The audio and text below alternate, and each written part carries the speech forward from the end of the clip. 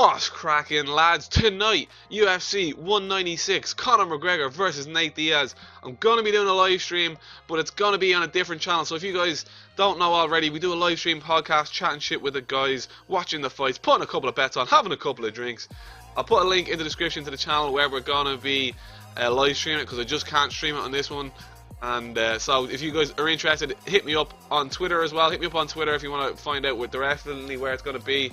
And I'll put a link to the channel in the description. So make sure you drop a sub. We will be live streaming later. It's going to be fun. But today, or right now should I say, we're going to be breaking down the main event. We're going to do the top 5 fights on the main card. I'm going to give you guys my picks, who I think is going to win, and showing you guys the odds. And I've been doing quite good recently. I had a nice little pick for Bisping to beat Silva last weekend. Earned a little bit of dollar. And before that, I actually had a double bet on what was it, Kimbo Slice and Henzo Gracie, to a little double bet on that Bellator show, which is an absolute joke. But I put it on anyway. It was a fun bet, and the fights were horrible, but I earned a bit of money, so I didn't give a shit. Anyway, let's get into this video and break down the fight. So we're first going to talk about, obviously, the main event, Conor McGregor versus Diaz at 170. A lot of fun. The press conferences have been pretty entertaining. You know, a lot of funny quotes in there from both guys, and they both weighed in yesterday. You know, it's been a bit of a, you know, the weigh-ins have been a bit intense as well. McGregor smacking away his hand the other day, and then, you know, a little bit of a scuffle afterwards, and then in the weigh-ins there was a little bit of a, you know, postured up, throwing stuff, trying to make stuff. Conor McGregor did a little bit of a dodge movement as well. A lot of people saying he flinched and stuff like that. I don't think that stuff makes too much of a difference, really. It definitely not to McGregor anyway. And yeah, it's quite a fun, good build-up. I think this fight will probably sell more than the Conor McGregor RDA fight would have sold, just because of how popular Diaz is and the eyeballs he brings. Obviously, McGregor isn't going for 2 belts, which is disappointing, because that would have been amazing. And imagine if he got 2 belts and then went up to 170 to get the belt against Robbie Lawler at UFC 200. Having 2 belts going in for a 3rd belt would have been insane. He might still go for Robbie Lawler, but he'll still only have that 1 belt. But it will be a good test and fight for him.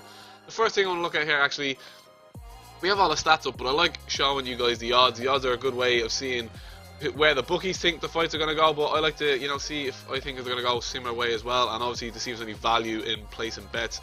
As we can see here, we're using bestfightodds.com, and as you can see, Conor McGregor is 1.21. We're using the decimal system here across the board, so he's a massive favourite. Diaz 5 to 1. You can get Nate Diaz if you think he wins. So Nate Diaz, the massive underdog, and I tend to agree with that. I think Diaz, you know, has got a record of 19-10. He's been around a long time, but he's never really been, you know, a title contender really, or you know, like one of the best in the world. He's a good scrapper. He draws the views. He gets good views and stuff like that. Probably not getting paid as much as he should, but he's definitely gonna get paid for this fight. He's gonna definitely be a good test for McGregor. It's not a walkover. It's not a walk in the park. It's gonna be a tough test. It's gonna be the first time McGregor's fought a guy who's taller than him, got a little bit more reach on him. Does he? Yeah, he's got 2 extra reach in his hands. If we break down some of the stats a little bit, you can see McGregor has a really good output of 5.5. So does Diaz. Really, 4.3 is pretty good. And Conor McGregor takes slightly less damage, should I say. Similar accuracy, similar defense. Takedown and grappling stats don't matter too much. I think Nate Diaz is a black belt, so his grappling should be better than Conor McGregor, but McGregor should win this one. He said he's going to play around with him, so I don't think he's going to go for the fast KO. I reckon he could beat him up in the 1st round, and then maybe 2nd, 3rd round TKO knockout, just wail on him, not KO him clean, but just, you know, beat him, because Nate Diaz, he hasn't been flatlined. He's never been flatline KO'd. I think he's got a TKO on his losses, but he's never been flatlined. I think McGregor said that as well. So I'd expect a TKO maybe 2nd or 3rd round for the notorious one. Moving on to the co-main event, we have Holly Holm, the Preacher's daughter, up against Miesha Tate. Now this one for me is a lot tougher. Obviously, Holly Holm undefeated, just kicked the head off Ronda Rousey not too long ago. Miesha Tate, probably the next best woman in this division. You know, she beat everyone else apart from Ronda. Fought Ronda twice, lost to her, and they were Ronda's closest fights, really. But Holly Holm showed how bad Ronda's striking was, and Miesha Tate couldn't take advantage of that. Holly Holm did. She absolutely went out and destroyed it. Let's check the odds. Holly Holm is not as big as favourite as McGregor. She's 1.33, but I still think, as do the odd makers, that Holly Holm definitely has the edge in this fight. She just looks like too high level a striker that, you know, the women's division just hasn't seen in the UFC. She's ahead of the game, really. Ronda Rousey was ahead of the game in terms of promotion and, judo and jiu-jitsu. Holly Holm's ahead of the game in terms of just being a beast, having that, you know, she's fought so many times boxing. She's way more experienced than Ronda Rousey. She's probably more experienced than Miesha Tate as well. So she's fought loads of times boxing and kickboxing. This is just putting both of them together, and her striking is just legit. I'd say this one could be a lot tighter than the Ronda Rousey match. I think it's not going to be a blowout. Miesha Tate doesn't get finished too often. She's a scrapper, and I reckon maybe what we reckon here. I don't know. It could be a decision for Holly, or maybe a 4th, 5th round TKO for Holly Holm. That's what I'm going for here today, guys. And you'll notice that I seem to be going for all the favourites on this card. I don't know why. I just seem to be going for the favourites. Next up, we got Jan Vellante. I think that's how you say his first name. Training partner of Chris Weidman, up against Ilir Latifi, the Sledgehammer. I think that's how you say his name. Look at that guy, man. He looks like an absolute tank. If we check in the stats here, we see Vellante with a 64% TKO to a 50%. The Swedish man's got 12-4-0, whereas the American from New Jersey, from the Jersey Shore, 40-6-0. Obviously, they're both light heavyweight.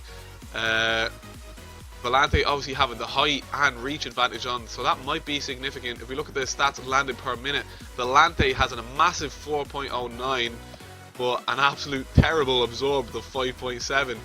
And Latifi has a horrible 1.91, oh my god, up against an absorbed 4.12. Now this is one of the toughest fights to call on the card. I think it's really hard. Both these guys don't stand out too well.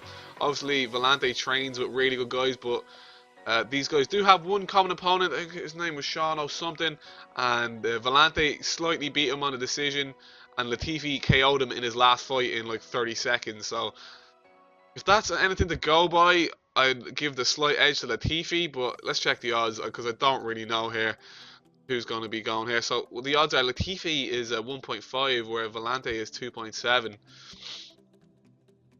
That's very interesting. And this is the third fight on the card. It's not the greatest fight going. The card isn't as stacked as I thought it would be. It's not the greatest card, but it's the third fight down, and I'm really undecided here. Let me just look at the stats again. I've not got my mind made up on this one. I think we're breaking through the stats, and as we see, the stats just look like they're in Vellante's favour. He's got the height, he's got the reach, but I think Latifi, the Sledgehammer, he's got some better wins on his record. Vellante lost quite recently in his last 2 fights. I think Latifi's on better form. You know, his stats don't look great. He's going to be a little bit smaller, but I think he gets the job done. Probably a decision, a 3-round decision. And I just think Vellante just doesn't have it at the highest level, I don't think. And I could be wrong, guys. Tell me in the comments what you think. But I'm just going for Vellante for this one. Right, moving on. That was a tough one to call. We got Corey Anderson, number 12 ranked in the 205 division, up against Filthy Tom Lawler. I like Filthy Tom Lawler. If you've seen the weigh-ins, he came out with like a Conor McGregor sticker on his chest of Conor McGregor's tattoos, which is kind of funny. He's a funny, entertaining guy. If we look at the knockout ratio here, we got 38% for Corey Anderson, 40% for Tom Lawler. No submissions for Corey, 40% for Tom. I think Lawler, he was in one of the seasons of The Ultimate Fighter, and I think it was one of the better seasons of The Ultimate Fighter as well. It was a fun one. I can't remember what season it was, but I remember him knocking someone out in the bathroom or some shit. I remember seeing the clip of him just like smashing some kid on the chin and knocking him out. It was kind of funny.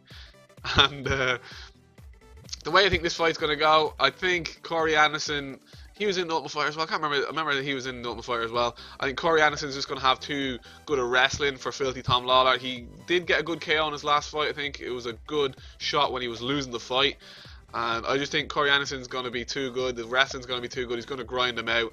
I think it's going to be a boring 3-round fight with Corey Anderson just, you know, dominating top position, doing a bit of ground and pound, and earning the decision. So on that fight, we're going for Corey Anderson. Let's check the odds. Did the odds go with what I say? Yeah, Corey Anderson 1.33 across the board, near enough favourite for that fight. So we're going Latifi, McGregor, Holly, and Anderson, all favourites. I've picked them all. And the last fight, we got Amanda Nunes up against Valentina Shevchenko. Now, I don't know much about this Valentina Shevchenko chick. She's got 1 loss on record. Apparently, she's decorated in a lot of other mixed martial arts sports and kickboxing stuff like that. She's got a freaking gun tattoo on her fucking chest. Didn't see that, or on her belly. If you break into the stats, Amanda Nunes with an amazing 82% KO ratio. You just cannot look away from that in the women's division. Pretty similar height, reach. Landing per minute output there from Amanda Nunes is amazing. Absorb per minute, excuse me, is very good from Valentino Shevchenko. But for this fight, I'm probably gonna go with Amanda Nunes again. She is the favorite, but this is quite an even fight, one of the most even fights going. I think Amanda Nunes is worth a bet at 1.85. So that's my picks, guys. Tell me in the comments who you guys are picking for the fight. Who's going to win the main event? Who do you guys think is going to win top 5? Give me all the predictions. Make sure, guys, to check out the live stream I'm going to be doing later on. I'll put the links in the description, and I'll be bombing them out on Twitter and stuff as well, so you guys won't be missing them. And yeah, it's going to be a good one. Hopefully it's going to be a fun event. It's probably not as stacked as the last couple of Conor McGregor cards, but I think it's going to be a good one. Thanks for tuning in, guys. If you did enjoy this video, make sure to smash the like button on it, share it wherever you're watching it. Tell me who you think is going to win, as I've already said. Thanks for watching. I'll see you in the next one. Good freaking bye.